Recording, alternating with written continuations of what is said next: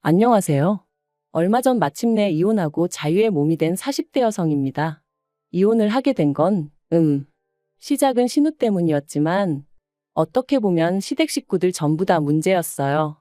그나마 남편만 이리저리 휩쓸리지 않고 든든하게 제 곁을 지켜주었다면 제가 먼저 남편 손을 놓는 일은 없었을 테지만, 남편마저 그 모양인 걸 알았을 땐 더는 안 되겠다 싶었고요.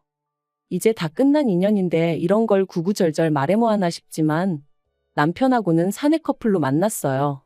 남편이 나이는 저보다 7살이나 많았지만 직급은 같았거든요. 그렇다 보니 팀이 다르긴 했어도 일적으로 자주 마주치게 되었죠. 그런데 저에게는 어디까지나 그게 전부였지 사실 남편이 이성으로 보인 적은 없었습니다. 이제 와서 말이지만 솔직히 외모로 보나 뭐로 보나 제 스타일이 아니었거든요. 하지만 그런 제 감정과는 상관없이 회사 규모가 작다 보니 직원 수도 얼마 되지 않았고 그런 상황에서 남편이 저에게 호감을 갖고 있다는 소문이 금세 퍼지면서 아무튼 지금 그때를 생각하면 또다시 스트레스가 스멀스멀 올라옵니다. 몇몇 여직원들은 제가 꼬리를 치고 다닌다는 말도 안 되는 헛소리까지 해댔었거든요. 그래서 저는 저 나름대로 더더욱 남편에게 거리를 두었는데 그러자 남편은 더더욱 적극적으로 저에게 다가오대요. 그리고 결국 그런 남편에게 저도 마음의 문을 열게 되면서 본격적으로 연애를 시작했어요. 그런데 막상 연애를 시작하고 나니까 전에는 눈에 들어오지 않았던 남편의 좋은 점들이 보이더라고요. 가령 제가 무슨 이야기를 하건 무척이나 흥미롭다는 표정으로 저를 바라봐주는 것이나 지나가는 말처럼 어디 가고 싶다, 뭐 하고 싶다 하면 꼭 기억해주는 것. 별거 아닐 수도 있지만 매일같이 일에 치여 사는 입장에서 남편의 이런 사소하지만 다정하고 자상한 습관은 큰 힘이 되었죠. 그래서 연애를 시작한 지 1년 만에 남편이 결혼 이야기를 꺼냈을 때 저는 고민하고 말고 할 것도 없이 좋다고 했어요. 양가에서도 별다른 잡음 없이 저희를 새로운 가족으로 따뜻하게 맞아주셨고요.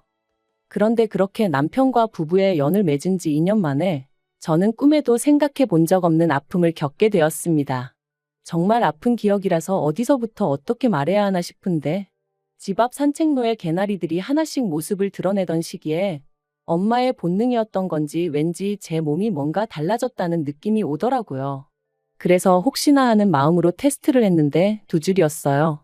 사실 신호는 1년만 즐기고 아이를 갖기로 남편하고 예전부터 얘기가 되어 있었는데 생각보다 임신이 되질 않아 조금씩 스트레스를 받기 시작했었거든요. 그랬으니 임신을 했다는 테스터기의 2줄은 저에겐 정말 벅찬 감동이었습니다. 그리고 이 기쁜 소식을 당연히 양가에도 알렸고 양가 부모님 모두 얼마나 좋아하셨는지 몰라요. 특히 친정부모님께서 무척이나 기뻐하셨는데 그 이유가 실은 저희 친정부모님도 굉장히 어렵게 저를 가지셨다 들었어요. 결혼하고 10년 동안 아이가 안 생겨서 입양까지 고려하셨었다고 했었죠. 그런데 저희도 애가 안 생기니 내심 친정부모님은 제가 당신들이 겪었던 마음고생을 그대로 겪는 건 아닌지 걱정이 이만저만이 아니셨다대요. 이런 것도 유전이 되나 싶어서 괜히 저희 남편 보기 미안하고 그러셨었다고. 아무튼 그렇다 보니 양쪽 집안 모두 축제 분위기였고 다 같이 모여서 밥이나 한번 먹자. 어버이날쯤 모이면 어떻겠냐 그렇게 얘기가 되었습니다. 그런데 어버이날 당일 어째서인지 늘 약속이 있다 하면 10분이고 15분이고 일찍이 도착하시는 저희 부모님이셨는데 그날따라 약속 시간이 지나도록 오시지도 않고 연락도 안 되고 영 찝찝한 마음을 감출 수가 없었죠. 그리고 그렇게 초조하게 기다리길 수분. 제 핸드폰이 울렸는데 그런 느낌 혹시 아시나요? 평소와 다름없는 벨소리인데 왠지 평소랑 달리 받고 싶지 않은 제가 그날 딱 그랬어요. 왜인지 불길한 마음에 그 전화를 받으면 안 될 것만 같았죠. 그리고 역시나 수학이 넘어 누군가가 말하길 저희 친정부모님이 교통사고가 났다는 거예요. 지금 모 병원 응급실에 계시다고 서둘러서 오라면서 말이죠. 저는 처음에 뭔가 잘못된 거라고 생각했습니다. 하지만 하늘도 무심하시지 그렇게 저에게서 한 번에 2분을 뺏어가셨어요. 그렇게 친정부모님을 잃고 저는 유산까지 겪었습니다. 사실 이렇게 말하면 어떻게 들릴지 모르겠지만 친정부모님이 돌아가신 이후로는 뱃속의 아이에겐 어떠한 마음도 쓸 겨를이 없었어요. 그래서 한 달 가까이 집안에서 폐인처럼 지냈더니 아이도 그렇게 저를 떠나더라고요. 그런데 그 와중에 신우가 뭐라고 했는 줄 아세요? 사람이 죽고 사는 문제는 하늘에 달린 법인데 그걸 가지고 그렇게 울고 짜고 하면 뭐가 달라지기라도 하냐면서 저희 부모님을 돌아가시게 한 음주운전 차량이나 뱃속에 아이를 잃은 저나 별반 다를 게 없다는 거예요. 물론 신우가 이 이야기를 할 땐 어디서 누구랑 먹었는진 몰라도 술에 진탕 취해 와서는 베베 꼬인 혀로 짓거리긴 했지만 정말 제 가슴에 비수가 되어 꽂혔어요. 그리고 이튿날 남편이 신우한테 미친 엑스라면서 저한테 당장 사과해라 어째라 해서는 뭐 사과를 받긴 했는데 자긴 술 취해서 기억 안 난다. 기억은 안 나지만 뭐 실수를 했다니 미안하다. 이딴 식의 사과였고 그래서 이후로는 신우는 인간으로도 안 보였지만 그래도 시부모님과 남편을 봐서 대충 사과 받아주고 넘어갔어요.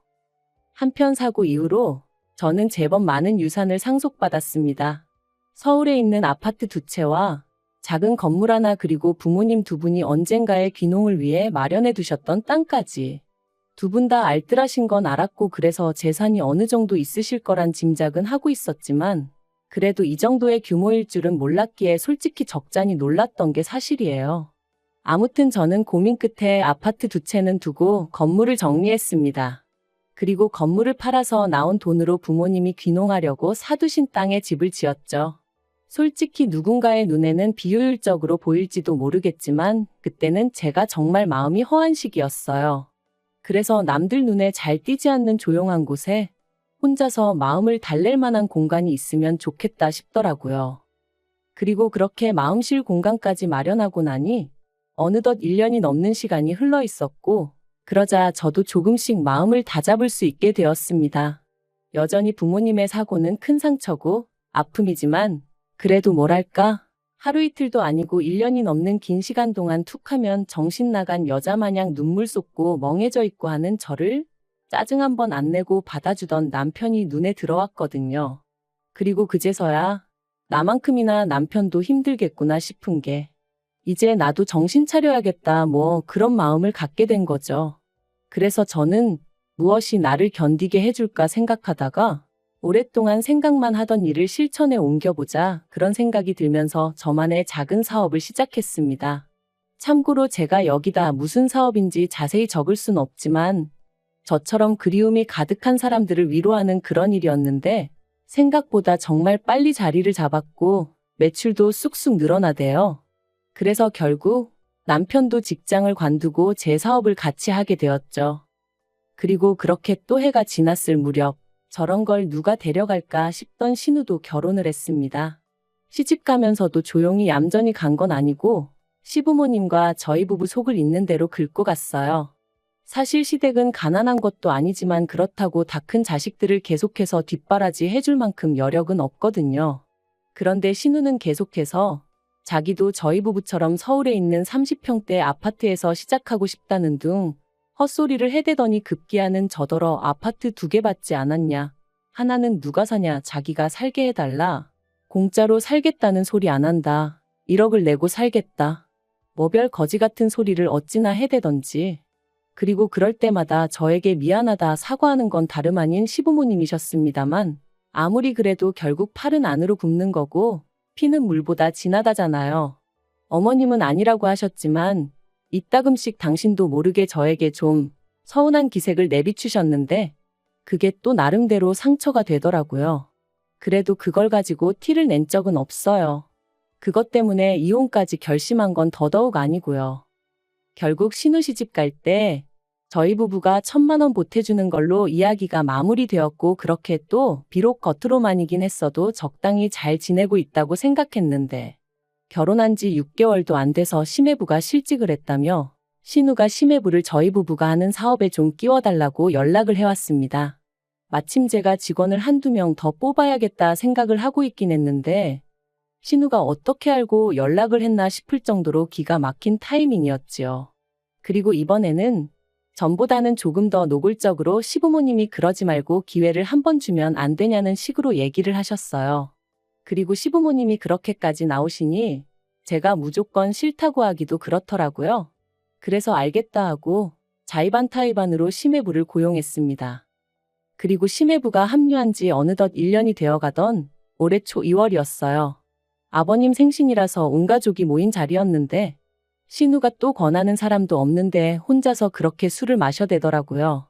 제가 남편한테 좀 말려보라고 했지만 심해부도 가만히 있는데 자기가 뭐하러 나서냐며 지도 뭐 힘든 일이 있어 저러는 거 아니겠냐? 신경 쓰지 마라 그러대요. 그런데 점점 속도까지 빨라지더니 급기야는 시댁 거실에서 화장실이 엎어지면 코다을거린데 거길 가다가 홀라당 미끄러지질 않나. 그런데 더 황당한 건 그런 신우를 보고도 심해부는 낄낄 웃어대기만 할 뿐 말릴 생각이 없어 보이대요. 그리고 그 꼬라지를 보고 있으니까 왜 다른 직원들이 심해부 이야기만 나오면 짜증스러운 표정을 지었는지 같이 일하기 열받는 타입이라고 불평을 해댔는지 조금은 알 것도 같더라고요. 아무튼 신우까지 이리 자빠지고 저리 자빠지는 걸 보니 그만 자리 정리하고 집에 가는 편이 낫겠다 싶었습니다. 그래서 남편하고 같이 뒷정리를 하고 일어서려는데 신우가 제 손목을 딱 잡더니 좋겠다 그러는 거예요. 그래서 또 무슨 헛소리를 하려고 일어나 싶어서 뭐가 좋냐고 많이 취한 것 같으니 일단은 들어가서 자라고 했죠. 그런데 신우는 쉽사리 저를 놔주지 않았습니다. 그리고는 한다는 말이 1년 동안 내 남편 개같이 부려먹었으면 이제 가게 하나 차려줘요 그러는 거예요. 이게 무슨 소린가 싶어서 남편을 쳐다봤습니다. 그랬더니 남편도 황당한 표정으로 절 쳐다보더라고요. 그런데 그때 신우가 또다시 오빠가 그랬잖아. 내 남편 언젠가 독립시켜줄 거라고 그러는데 제가 남편을 쳐다보니까 그게 그런 뜻이 아니었다면서 하도 신우가 찡찡거리길래 저도 다 생각이 있을 거다. 일만 잘하면 제 성격에 모른 척하지 않을 거다 뭐 그랬다는 거예요. 어이가 없어서. 결국 혼자 아무 소리나 떠들어대는 신우를 뒤로하고 저는 불쾌한 마음을 감추지 못한 채 시댁을 떠났습니다. 그리고 남편과 집으로 오는 내내 한마디도 나누지 않았어요. 남편이 제 눈치를 살살 본다는 건 느껴졌지만 아는 척도 해주고 싶지 않았죠. 그리고 이튿날 예전과 마찬가지로 신우에게 전화가 왔습니다. 하지만 전과 달리 신우는 자기가 뭐라고 했는지 정확히 기억하고 있더라고요. 한 달에 300도 안 주고 사람을 부려먹었으면 이제라도 뭐 어떻게든 보상을 해줘야 하는 거 아니냐면서. 그래서 저도 신우한테 심해부가 하루에 5시간 일하는데 얼마를 받아갈 줄 알았냐 했습니다. 그리고 내가 주는 월급이 적어서 불만족스러우면 관두라고 했어요. 안 잡을 테니 편히 떠나라고요. 그랬더니 신우가 한다는 말이 재수 없다면서 부모 하나 잘 둬서 먹고 사는데 걱정 없고 좋겠답니다. 그리고는 하긴 사람 목숨하고 바꾼 돈이니 찝찝하긴 하네 그러대요. 정말이지 눈앞에만 있었으면 당장에라도 어떻게 해버리고 싶은 심정이었죠. 저는 결국 분을 삭히지 못하고 그 길로 그대로 시댁으로 향했습니다. 영문을 모르겠단 표정에 남편까지 데리고 말이죠. 그리곤 모두를 앉힌 후에 신우가 짓거린 말을 한번 들어보라고 통화 내용을 틀어줬어요. 어머님 아버님한테 이게 제가 들을 소리냐 울며 물었습니다. 그런데 어머님이 제 어깨를 안아주시면서 신우도 얼마나 맺힌 게 많으면 이런 소리까지 했겠냐며 애가 말을 못되게 해서 그렇지 심성이 나쁜 애는 아니라고 그러니 저더러 오해하지 말라대요. 순간 제 어깨를 감싼 어머님의 손길이 어찌나 가증스럽던지 그래서 제가 어머님 손을 뿌리쳤어요. 그리고는 아무리 어머님 딸이라지만 그래도 아닌 건 아니라고 말씀해 주셔야지 어떻게 이 와중에 저더러 이해하라 하시냐 했습니다. 그리고는 남편한테도 당신은 어떻게 생각하냐니까 기껏 한다는 말이 왜 이를 자꾸 키우냐는 거예요. 그냥 생각 없는 애가 한마디 짓거린 걸 가지고 흘려듣고 넘기면 되지 않냐면서. 그리고 어차피 사업을 더 확장하려면 아닌 게 아니라 매장도 새로 내야 되는데 그런 거 하나 그냥 신우 남편 준다고 하면 되는 거 아니냐는데 그간 내가 믿고 산 남자가 결국엔 이것밖에 안 되는 남자였나 싶은 게 정말 뭐라 달리 할 말이 없더라고요. 그래서 시부모님 그리고 남편에게 아무래도 여기서 잘못하고 있는 사람은 나인 것 같으니 내가 빠져주겠다 했습니다. 그리고는 바로 남편에게 이혼하자 한 거죠. 남편은 이혼은 못한다고 왜 갑자기 얘기가 그렇게 되냐면서 버텼습니다. 시부모님도 그날 이후로 제가 당신 말 뜻을 오해한 것 같다면서 그래도 홧김에 이혼 소리하고 그러면 못 쓴다고 그러셨는데 오히려 그런 말을 들을수록 제 결심은 확고해져 갔습니다. 막말로 사업체에 남편 돈 1원 한 푼 안 들어가 있었고 집이며 뭐며 전부 다 제 것이었으니 이혼해도 저는 두려울 게 없었으니까요. 그리고 일이 정말 커지고 나니까 그제서야 신우가 한다는 말이 자기가 제가 셈이 나서 말을 좀 얄밉게 한 거 안다며 미안하다대요. 너무 어이가 없었어요. 부모 잃고 여전히 슬픔 속에 사는 내가 뭐가 부럽다는 건지. 그래서 신우한테 그래, 너도 내가 겪은 거 꼭 겪었으면 좋겠다. 내가 그렇게 부럽다니 너도 꼭 내가 겪은 거 겪으라고 기도해 줄게 그랬네요. 그리고 저 진심으로 신우를 위해서 기도해 주고 있습니다. 제가 겪은 아픔과 고통 고스란히 꼭 느껴보라고요. 아무튼 그렇게 결국 7개월의 이혼 소송 끝에 저희는 남남이 되었고 남편은 시댁으로 들어갔으며 당연히 제 사업에서도 쫓겨났습니다. 심해부도 쫓겨났고요. 그러니까 이제 졸지에 원래부터 백조였던 신우의 무직인 아들과 사위까지 전부 다 시부모님이 거두고 계신 상황이죠. 뭐 그러던지 말던지 솔직히 별 관심은 없습니다. 아, 생각해보니까 아니네요. 관심 있어요. 다 망해버렸으면 좋겠거든요.